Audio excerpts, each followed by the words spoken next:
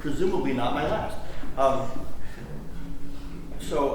That was a particularly fine example of a mid-20th century Paris Conservatory contest piece. It's got lots of musical and technical challenges for the instrument. It shows the trumpet off extremely well, and it was written for C trumpet.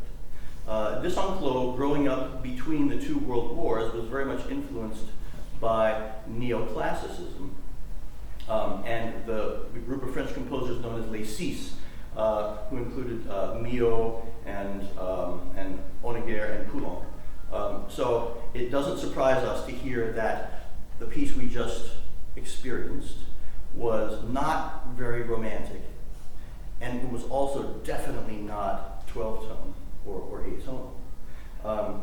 in common with the neoclassicists, Desenclos uses a variety of stylistic influences. So we heard polytonal harmonies, one chord against another one, and also lots of jazz influence. Both of those are right up the alley of Darius Milhaud. And also we heard really an awful lot of Ravel, especially in that last movement.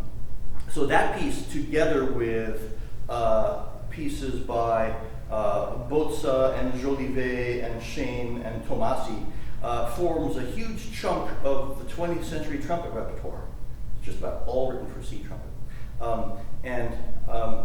I'm interested in the question of how things got to be the way they are and where they came from. So I brought a couple of other pieces by 20th century French composers, but they were written about a generation earlier.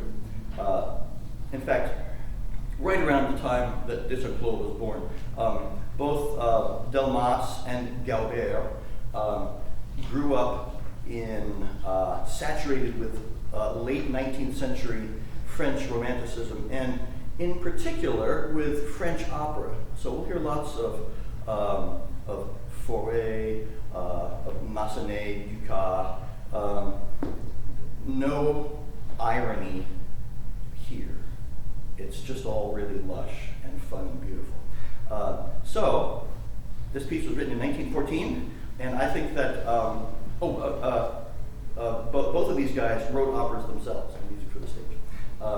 So I think that he does a particularly good job of showing off the sonority of the trumpet, and particularly its lyrical and almost vocal quality.